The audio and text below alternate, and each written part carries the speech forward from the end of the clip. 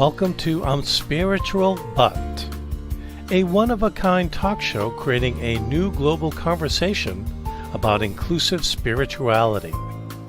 Whether you're religious or not religious, this show seeks to inspire you to discover your own unique spiritual experience. And now, here is your host, award-winning author and actress, Anne Scottlin.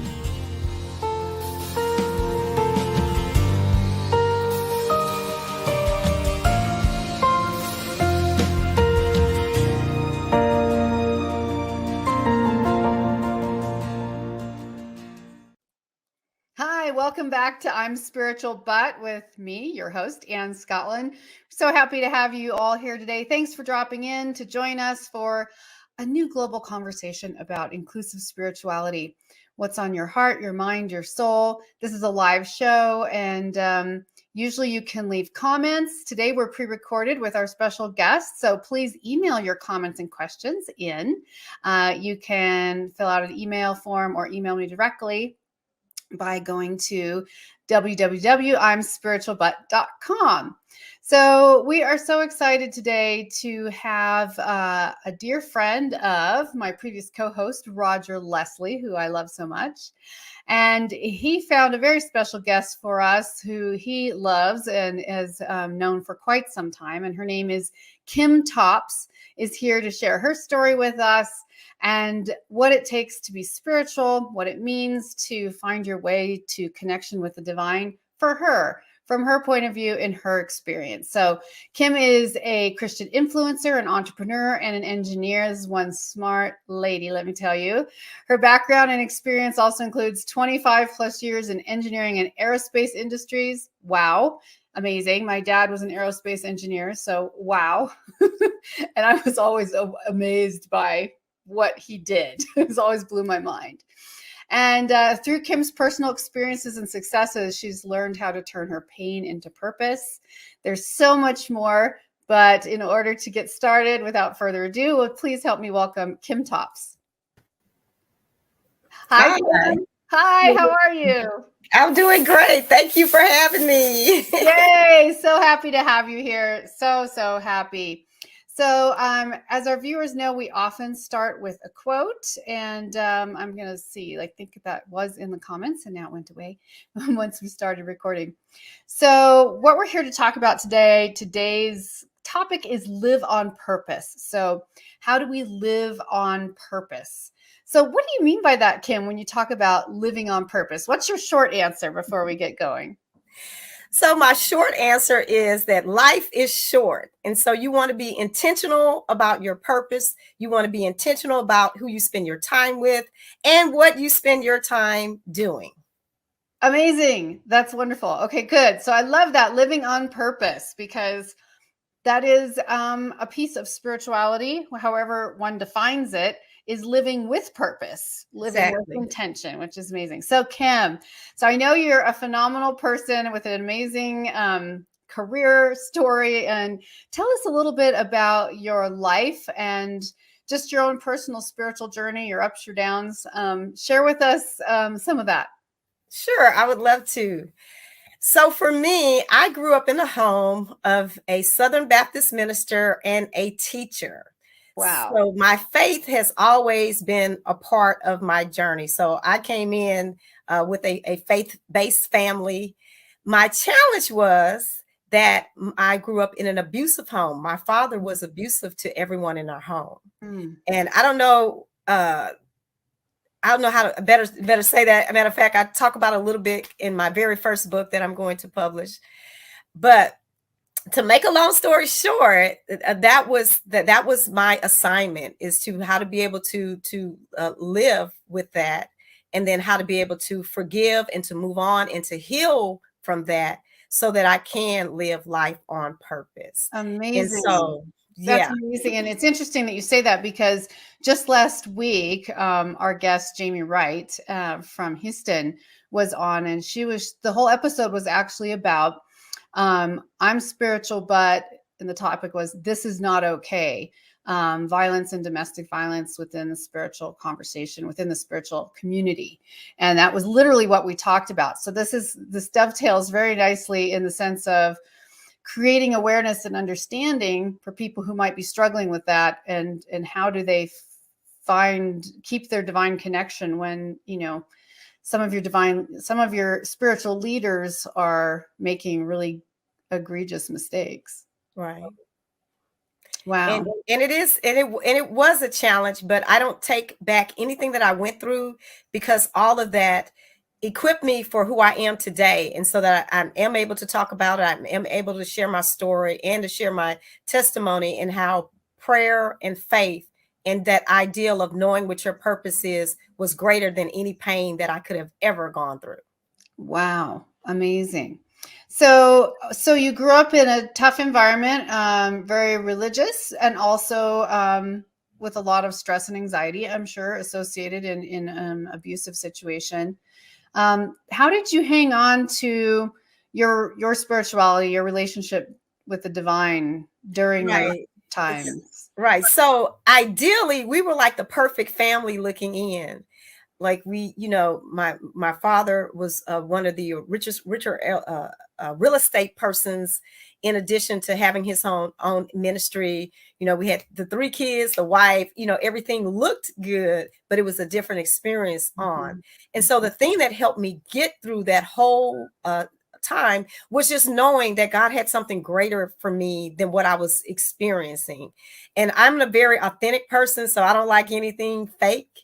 And so, and I think that started early on, even as young as age 4, where I could remember praying, and I knew God had a better purpose, and I knew that what I was experiencing was not okay, and it was not. Abuse is never okay. I don't care what form it's in; it's never okay, and it's never okay, even if it's somebody that's close to you or someone that you trust. It is just difficult. And then my biggest challenge, once my parents got divorced, was learning how to forgive. Like, I never forgot what happened to me, but I was called to forgive. And I carried that pain with me for a long time.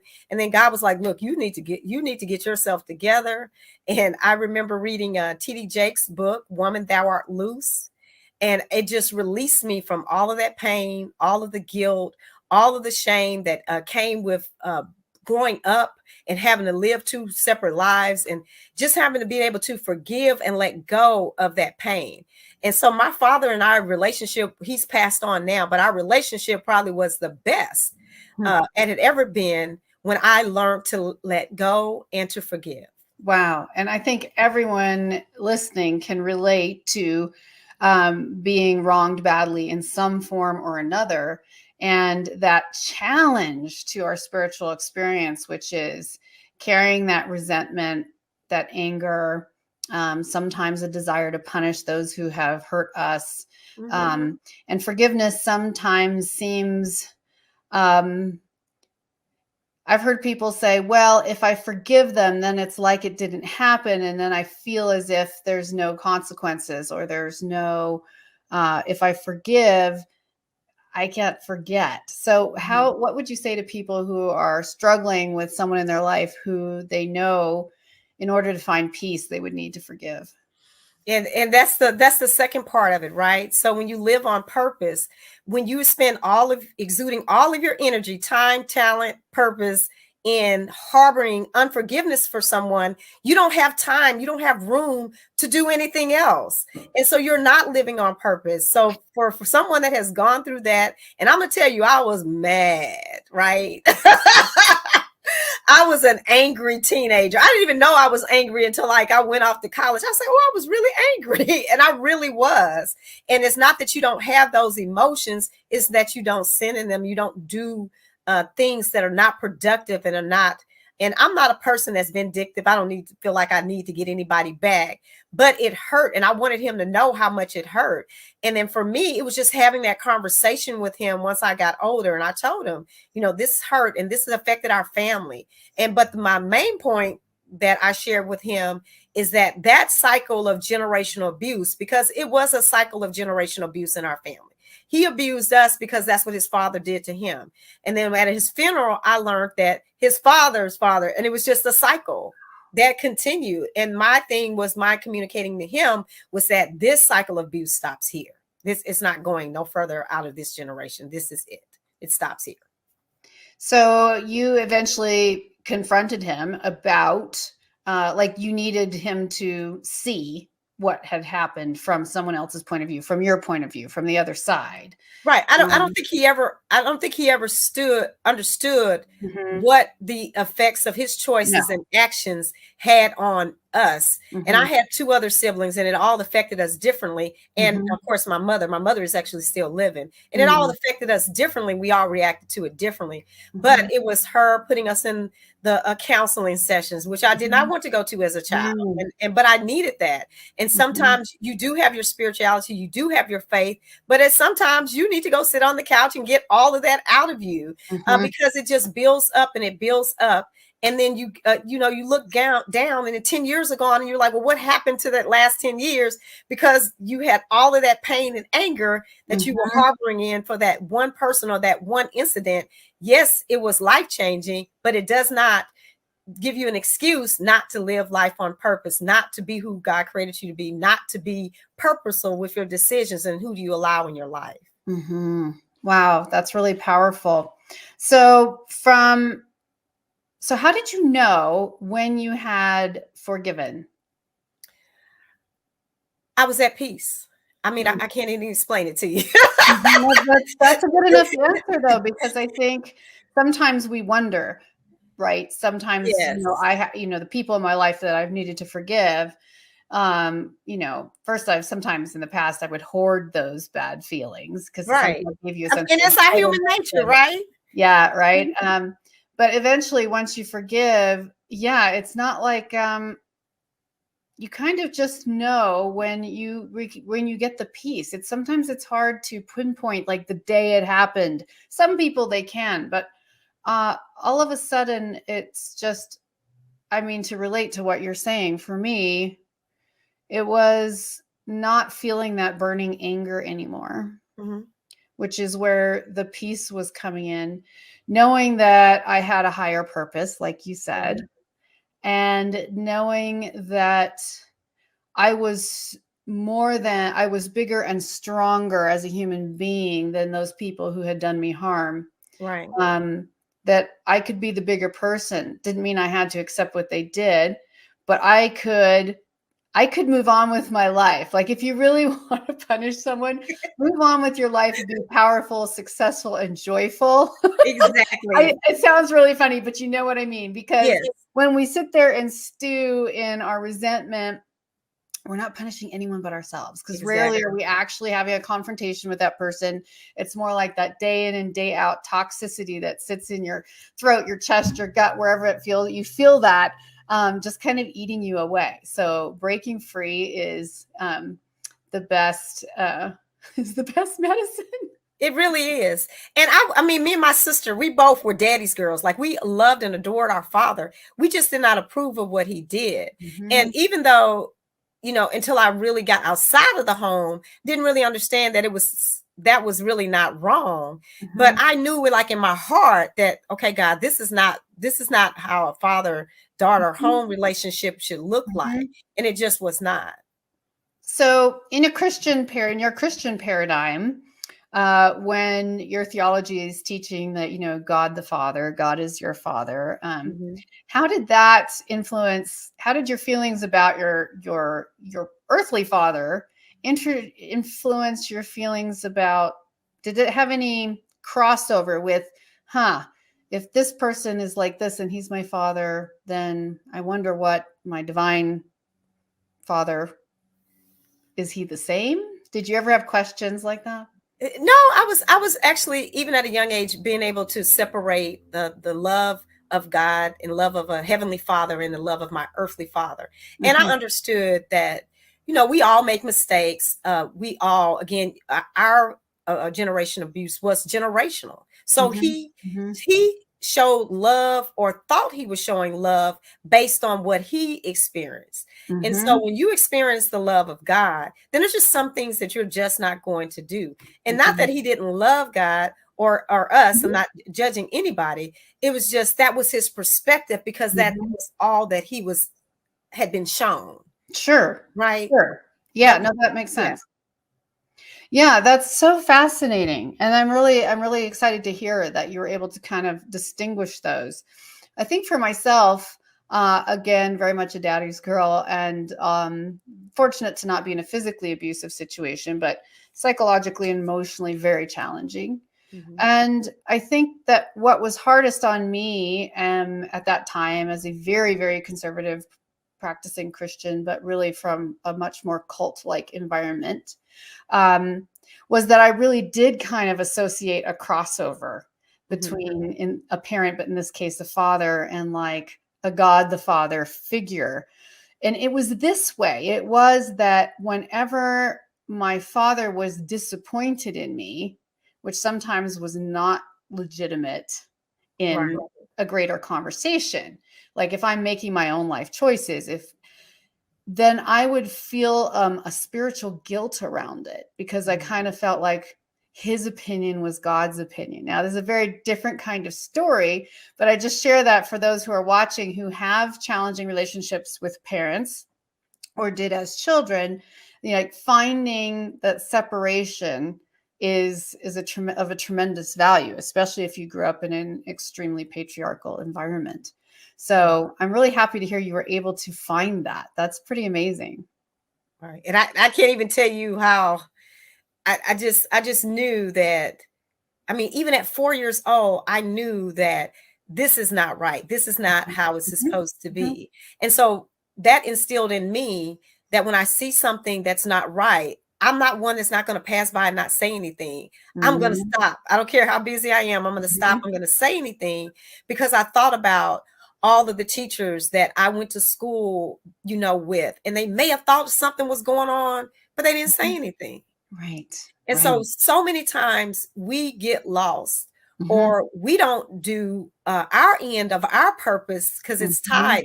My purpose was tied to somebody else's, but because they didn't have the courage to stand up for what was right, or the courage to say something, then I probably stayed in my cycle a little longer than I needed to. Wow. So I am always looking for that opportunity. And it is not that I'm looking for it. It's like divine, right? It just drops right there. And then God even tells me, he's like, you're going to walk by, you're not going to say anything. Yes, you are. You're going to report that, right? And a lot of people probably don't like me because of that. And I really do not care.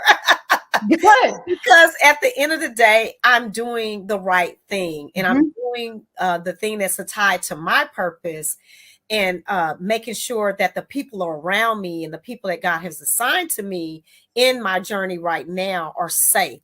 I can see abuse. You don't even have to say anything to me. I can feel it.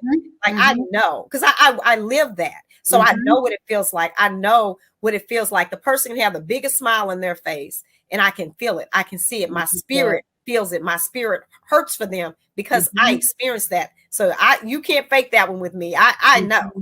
Like, no, that's so brilliant. And I relate to that on a certain level, probably to not the same extent, but certain people in my life, who I mentioned last week, a neighbor who was killed by her spouse just a few weeks ago, next door neighbor. Wow, I'm so sorry.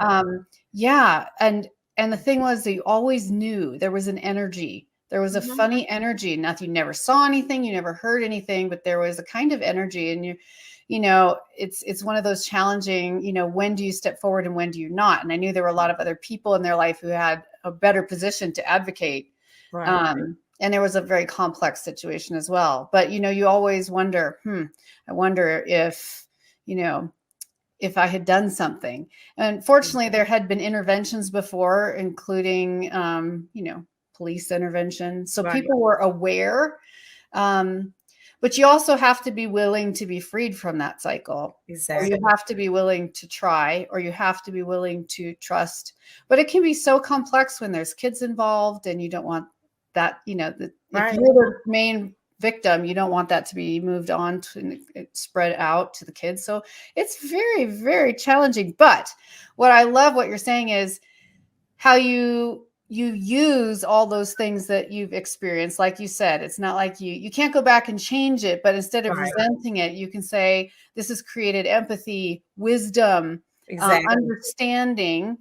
And because of that unfortunate circumstances, I now have a gift that allows me to be an advocate for other people. Exactly. Whatever a listener's background might be, whoever's watching today, right? Whether any kind of abuse or other situations as well, where you're like, but you can create redemption in the world by being an advocate for the people you understand. Right. And you understand, it's unique when you kind of understand both sides. Right. Right. Right. Exactly. And then even in my professional work as an engineer, one of my roles at NASA is to see the train wreck before it happens. And so you can be sitting in a room and you know that it's wrong. You know that design is not going to work. You know that these people are not going to be safe if you proceed on. And it's the same thing. You sit there and you don't say anything.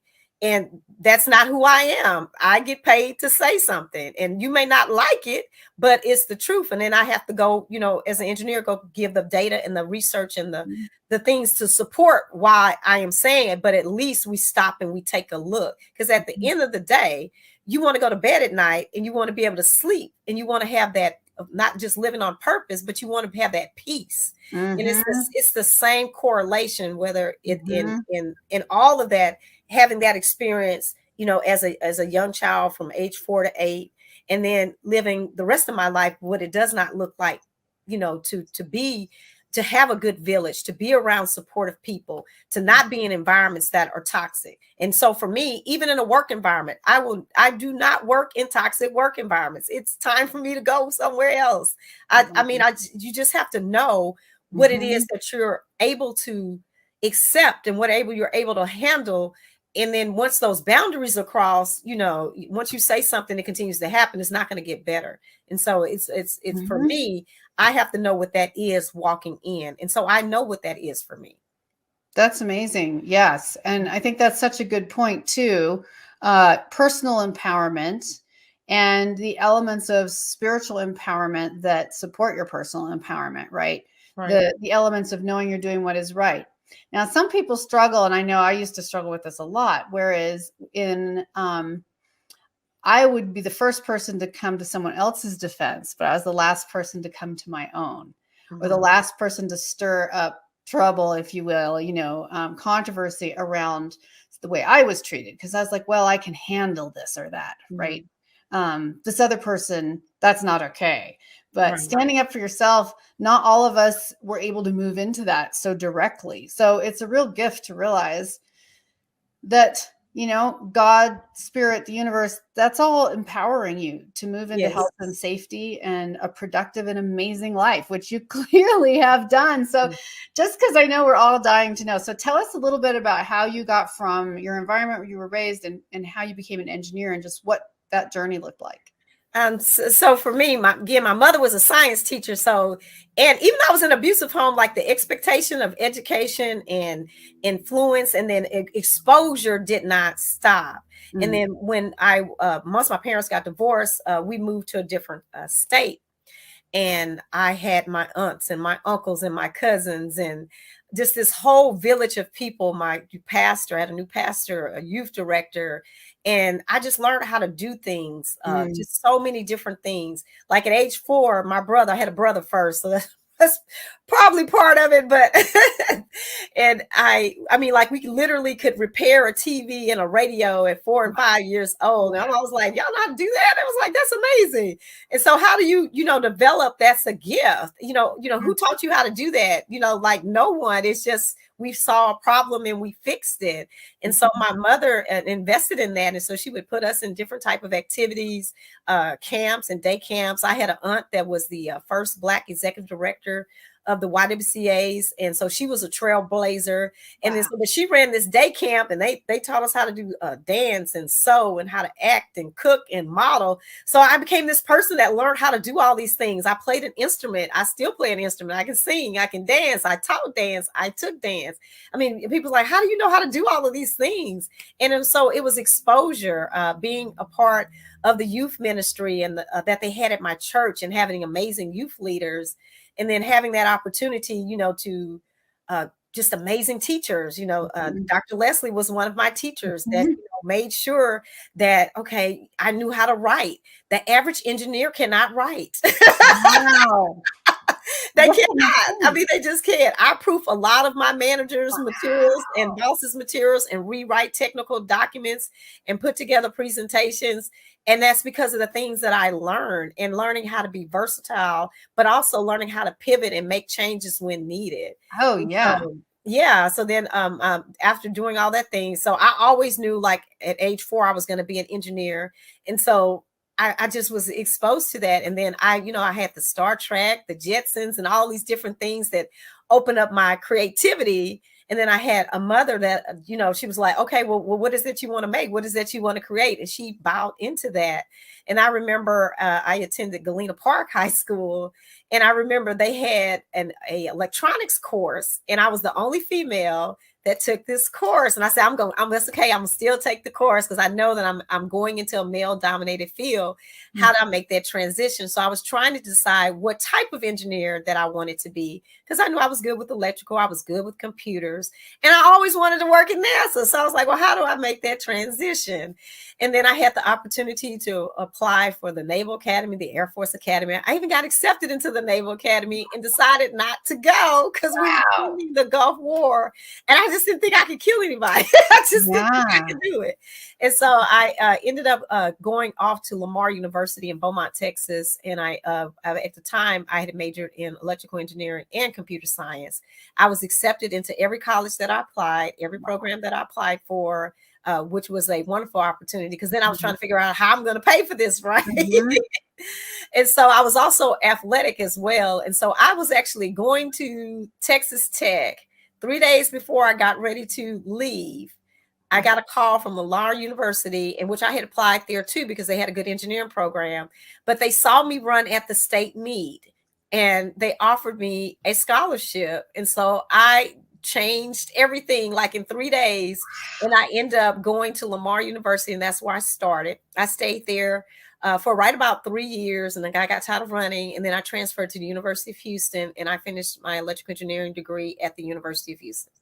Wow. What an exciting journey. A very hard work, I'm sure. Yes. And yet also so exciting. So yeah, so you're there in Houston, and NASA was very local. Yes. That is really amazing. You know, and I think that's also one of the opportunities we all have, is really to live by example, right? So when you've overcome whatever our viewers' life challenges, whether it's abuse, whether it's so many things, addiction, so many things, when you come out the other side, you know, I've seen people who just kind of continue to live a broken, very recessed life. They kind of just go in and stay there. But you have an opportunity to really live and thrive, instead of focusing on shame, focusing on living by example. Right. And my pastor, I just wanted, because I know so many viewers struggle with shame. And my pastor always says, shame, guilt, and shame are wasted emotions. They really are. They don't add any purpose. They don't add any value. They don't give you any more time. I mean, it's just you're just wallowing in that. And there's no progression. There's no action. There's no step forward. And so sometimes yes, they did that. Yes, they did that. You own that, right? That doesn't change that, but you have to, go get over that, and not even necessarily get over it, but you just got to let it go, and to find that peace, and to find that thing that stirs you up, that makes you get up in the morning and, okay, that's my passion. That's what I'm going to go do. That's how I'm going to live. And that's how I'm going to move forward. You have to decide that. Nobody can decide that for you. You have to decide when enough is enough, and when you're going to live life on purpose and to move forward.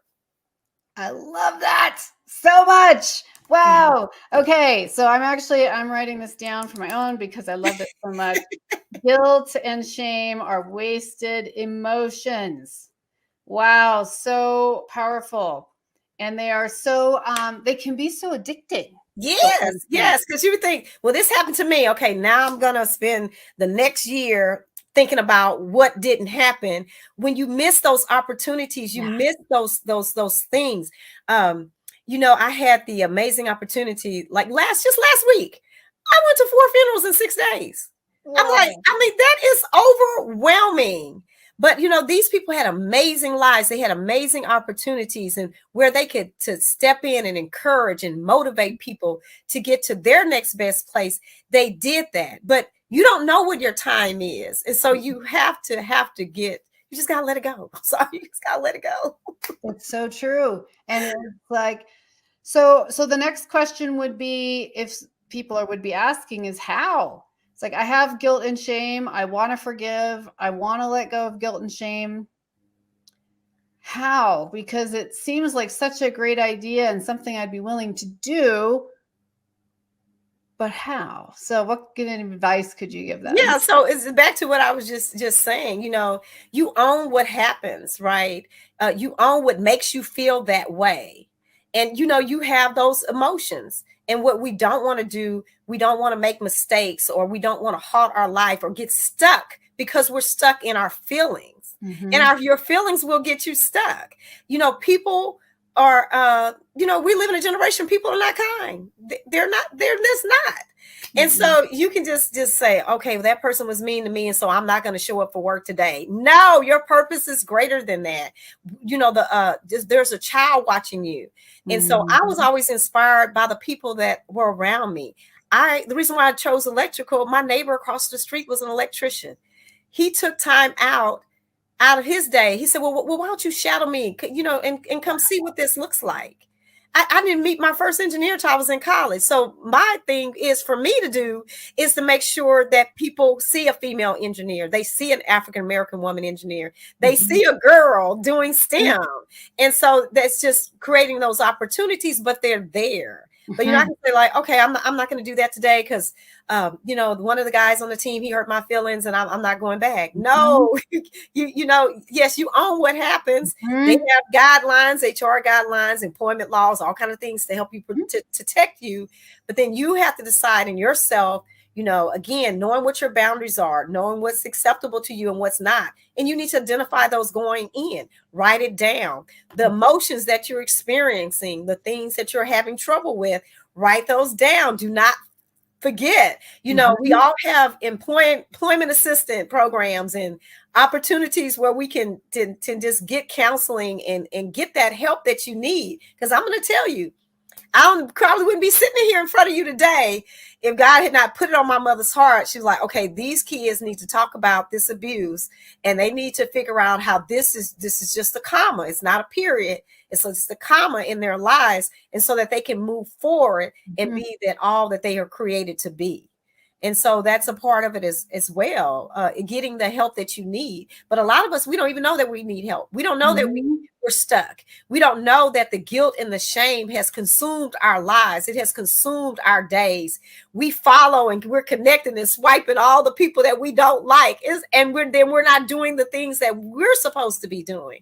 So it's because you're stuck. You have that list and you're like, oh, well, I'm just a procrastinator. No, you're stuck for a reason. You have to identify what is the root cause, the thing that is keeping you from not moving forward. And then once you are able to establish and identify what that is, then you can ask for divine help and strategy to move forward. But you have to identify as a person, what is it that's keeping me feeling this way? Is it my emotions? Are my emotions out of whack? Is it something that happened to me that I was 8? And that's really what's the problem is with my emotions now that I'm 30 or 40. It's something that I happen with when I'm a child.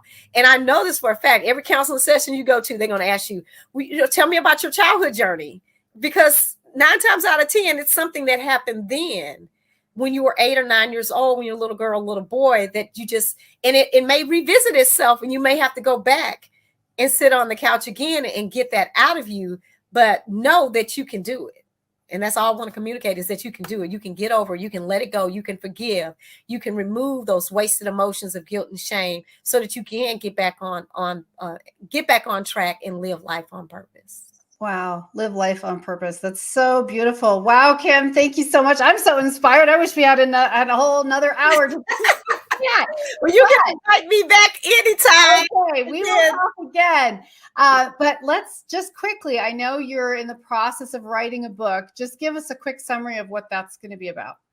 Yes. So the title of my book is Purpose, Peace, and Progress: How Success Through Action Can Create Better Results. And so with this, I use the acronym STAR.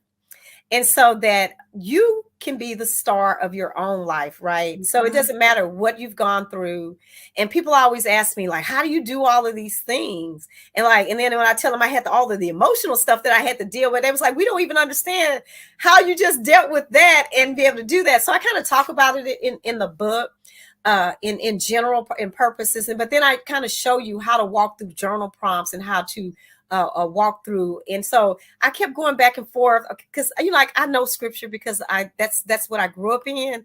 But I wanted this book to be able to relate across different religions, across different people, and allow them the opportunity to really look at their life and to see how they can be a star where they are right now. So it doesn't matter what you've been through, where you're going, who is with you, and understanding that we're in this journey together.